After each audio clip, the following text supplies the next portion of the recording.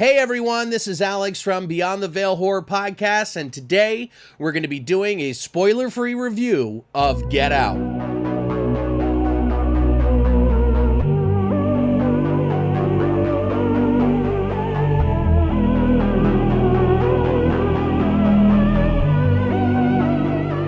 So the hype is finally here. Jordan Peele's directorial debut of Get Out, the thriller, horror, comedy, genre-bending film, is finally been released into the wild. Not only did Jordan Peele direct this film, though, he also wrote it, which is pretty impressive and made me wonder, is it gonna lack in the writing or the directing? Aside from a few user reviews from Rotten Tomatoes, it's actually gotten a 100%. Now, is this movie a 10 out of 10 for me? Well, you're about to find out. The story is about an African man who visits his Caucasian girlfriend's mysterious family estate. The movie stars Daniel Kaluuya, who plays the main star and the boyfriend.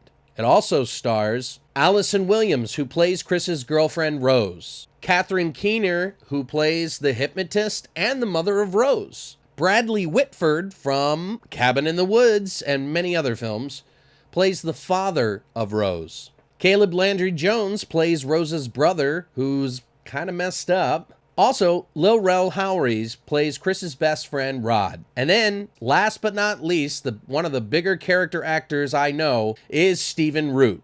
All of these people acted so well in this movie. It's like they each knew their role and were directed the best way. I really enjoyed that. To point out, this movie comes out during a time when racial tension is an all-time high here in America. It has a certain uniqueness for being able to tackle this in a horror movie, thriller, comedy. So it's actually done really well. This movie seems like a genre-bending film, sometimes severely tense, like a thriller should be, while being uproariously funny, and then having a sort of torture revenge aspect to it that you would find in horror. It's overall, in my opinion, a damn good, overall entertaining film. It's overall a pretty damn entertaining film that does something original for a change. For someone's directorial debut film, Peele knocks it out of the fucking park. It sure doesn't feel like it's someone's first film. There are a few typical pacing woes that happen in the beginning of the film, but you are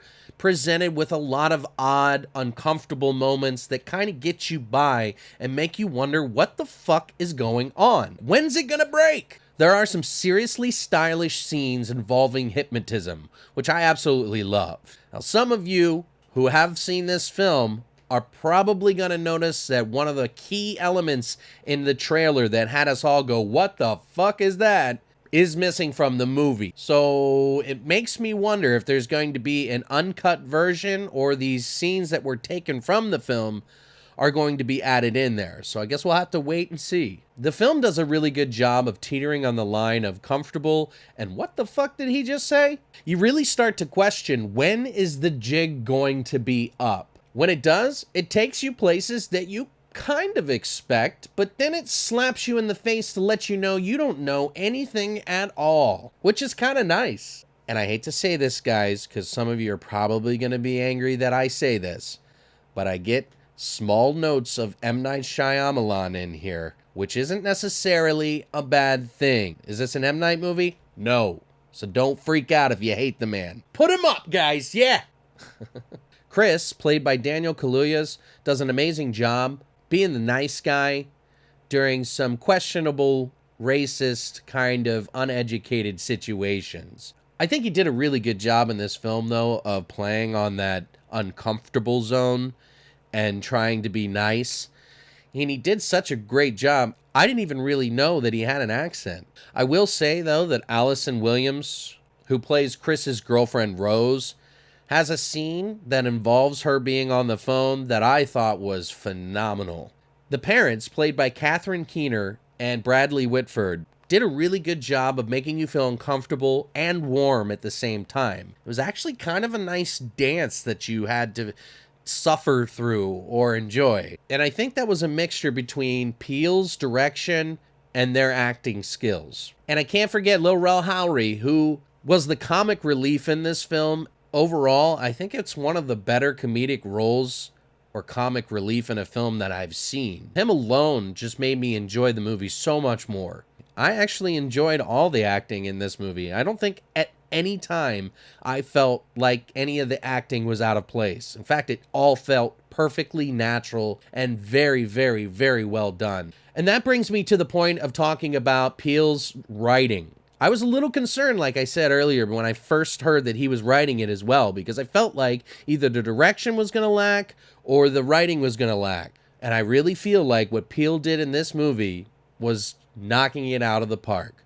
And you know what's really great about this film is that there's so many little hidden key little elements that'll make you want to go back and watch this film again so that you don't miss anything, which is really, really refreshing. Now, if I wanted to be picky about this film, I could probably go into some of the story that was written and how it didn't sort of make sense and it wasn't exactly scientifically accurate at times. But overall, I think if you just go in to enjoy the film, you're really not going to have that much of a problem with it. But if I had to give it some marks against it, it would probably be for that reason alone, and maybe some of the pacing at times. But I think it's something that you could overlook. And with that said, I would have to say that this movie deserves somewhere between an 8.5 and a 9. Now, this is only after my first viewing, and personally, I've always said that if you really truly want to do a great review, watch the movie 2 times to get a better feel of what you really think. So, after first viewing, 8.5 or 9. That could go up, and that could go down, depending on the second viewing. I felt like I enjoyed myself quite a bit. I kept thinking about some of the comedic parts that Lil Rel did, and I also thought about some of the what the fuck moments and all the little clues that were hidden throughout the movie that I want to go back and see now. Maybe it's not a 10 out of 10 for me, but I think it's going to please a lot of people. And that's it for my spoiler-free review of Get Out. If you like what I've had to say and you enjoy what I'm talking about, or maybe want to comment about what I had to say, please like, comment, subscribe on the YouTube channel or our Facebook page. And if you don't already know, we do a podcast every Monday all about horror with different themes, horror shots, and even a plot segment where we call grave plots to make up movies. So all the links are down below, so be sure to check that out and follow us on all of our social media. But other than that, thank you guys so much for stopping by, and we'll see you next time.